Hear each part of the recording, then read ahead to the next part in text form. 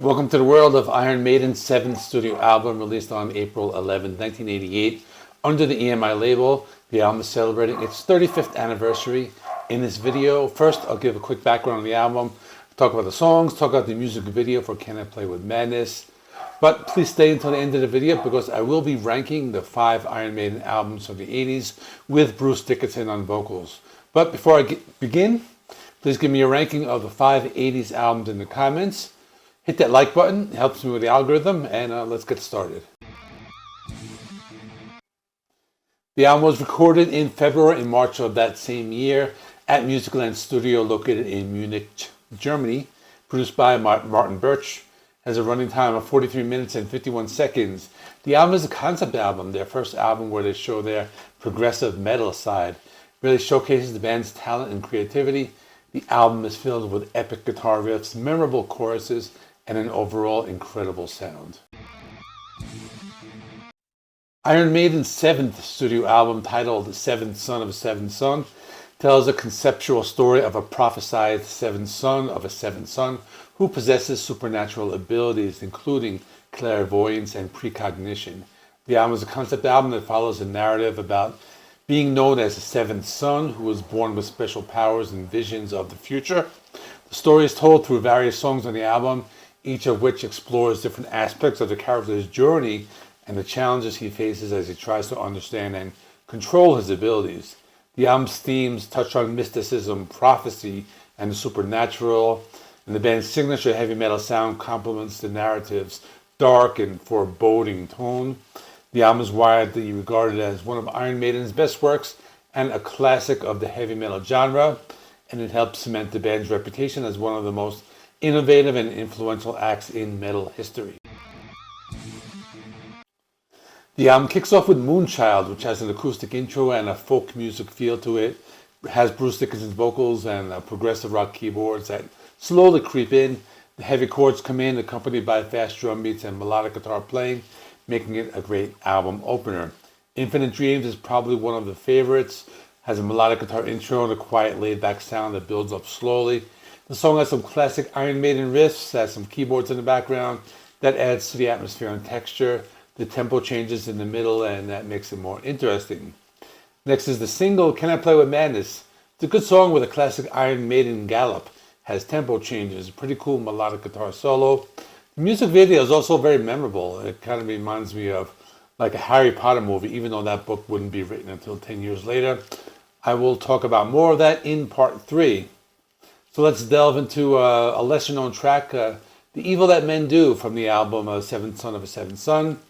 So the title is derived from a line in William Shakespeare's Julius Caesar, spoken by Marcus Antonius to the Romans after Caesar's assassination. But the lyrics are not related to that. They revolve around the album's concept about, the powerful child, and it's one that both God and Satan both want to control. But the song is an exceptional addition to the album. I really love the pre-chorus, living on a razor's edge, balancing on a ledge. Very infectious. So the title track, Seventh Son of a Seventh Son, it's a long epic song. It's very underrated.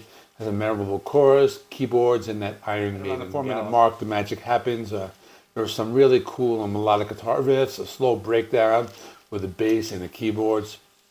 Has a great spoken word part by Bruce Dickinson. There's some choir singing. It slowly builds up with distorted guitars, going into the third part of the song, where you get this really great guitar solo, some bass, and some cool tempo changes. It's a great epic song that doesn't get the attention it deserves. Prophecy has a slow intro with some melodic guitars and a heavy guitar riff. The song foreshadows that modern sound with some tempo changes and a great bass sound. The outro is a short 1-minute classical music piece, a nice touch to the album. The Clairvoyant is one of the more popular songs in the album. It has a cool bass intro, some memorable lead guitar. There are some tempo changes, keyboards, and that classic Iron Maiden gallop, making it a great addition to the album. And finally, Only the Good Die Young. This one has a melodic intro, that classic Iron Maiden sound, a catchy chorus, keyboards, tempo changes, just like the rest of the songs in the album. I like the bass solo after the 2-minute mark, and it ends with like a folk music part that was actually introduced in the beginning, kind of brings the album full circle. The music video for the song Can I Play With Madness is not just a visual accompaniment to the track, but a delightful cinematic experience in itself. Directed by Simon Milne, the video takes place at two iconic locations, Tintern Abbey and Chislehurst Caves. The video features a special guest appearance by Monty Python's Graham Chapman. He plays the role of an irritable art instructor. This was one of his final appearances on television before his death in October of 1989 from cancer. Chapman's acting skills add a touch of humor to the video, and his performance as an art teacher is undoubtedly one of the highlights. In the video, Chapman's character criticizes a young student for including in Iron Maiden's iconic mascot Eddie in a sketch of the Abbey ruins. Then he falls down a hole in the ground, and the art instructor discovers there's like this underground vault, and he comes face to face with an animated version of Eddie, who kind of like looks at him from inside a refrigerator. Throughout the video, the band makes appearances on a TV screen. You can see footage from the Run to the Hills and Number of the Beast music videos, and there's some footage from the Live After Death concert film. And the video also shows Adrian Smith playing left-handed, suggesting a reverse image. Overall, the music video for Can I Play With Madness is an excellent representation of Iron Maiden's creativity and their ability to bring music to life through captivating visuals. As I promised, Iron Maiden is one of the most iconic metal bands, so let's rank the albums, or the 5 albums with Bruce Dickenson as the lead vocalist. So here's my ranking. At number 5, I actually have this album, Seventh Son of a Seventh Son. As I was just talking about, it released in 1988, and it's a great album. It's just like the other ones I'm going to rank are just a lot better. But I talked about this one enough. Let's get to the next one. At number 4 is Somewhere in Time from 1986. This one has like this futuristic theme, notable for the use of like the synthesizers and guitar effects. Has the hit song Wasted Years. It's solid. Not as memorable as the top 3, but I love this album a lot. This is actually the first Iron Maiden album that I ever listened to when I was a teenager.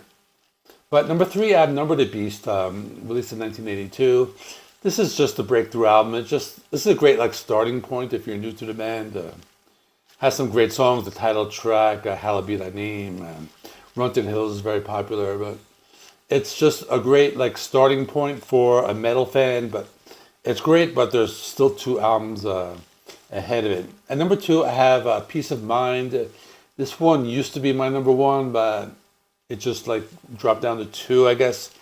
It has The Trooper, that one's great, but also has Flight of Icarus, Revelation. It's just a really great album. I think it's better than Number of the Beast. Like I said, it was my number 1, but these number 1 and 2 kind of flip-flop for me. But you all know what number 1 is. Power Slave, released in 1984. Another one that actually went to the record store, and I saw it in this record store, and I just bought it for the cover, not hearing any of the songs in the album. But it's a great album. You got Aces High, 2 Minutes to Midnight, Ramen Ancient Mariner. That's just one of their long 13-minute epic song. That's just an awesome. And everything in between is great. So just a must listen. So that is all. Please remember, like, comment, subscribe. Check out the playlist of other Iron Maiden related videos. I have them linked right here.